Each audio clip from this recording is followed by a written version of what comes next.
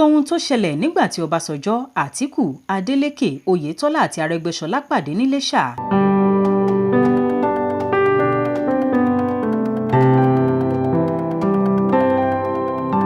Bí wọ́n bá ń béèrè ibi tí àjọṣe ẹ̀dá èèyàn ti kún fún ọ̀rẹ́ lónìí, ọ̀tá lọ́la àti ọ̀rọ̀ táwọn èèyàn máa ń sọ pé kò sí bára ẹ̀dà sọ́hùn nídìí òṣèlú, bára ẹ̀dà síbí ló wà. Agbo òṣèlú ilẹ̀ wa jẹ́ àpẹẹrẹ ibi tí irú àwọn ọ̀rọ̀ wọ̀nyí ti ń ṣẹlẹ̀. Ọ̀kan lára ìṣẹ̀lẹ̀ pàtàkì bẹ́ẹ̀ ni ti ayẹyẹ ìgbadé ọba tuntun tó ń lọ lọ́wọ́ nílùú Ilesha ní ìpínlẹ̀ Ọ̀ṣun, níbi tí ọwọ́ òbòkun ti ilẹ̀ Ìjẹ̀ṣà, ọba Clement Adéṣuyì Astrop Ajímọ́kọ̀ kẹta ti ń gba àwọn èèkàn lálejò fún ti ìgbadé rẹ̀. Nítorí ipò pàtàkì tí ọba náà wà nílẹ̀ Yorùbá gẹ́gẹ́ bí ọba onípò kìíní ní ìpínlẹ̀ Ọ̀ṣun,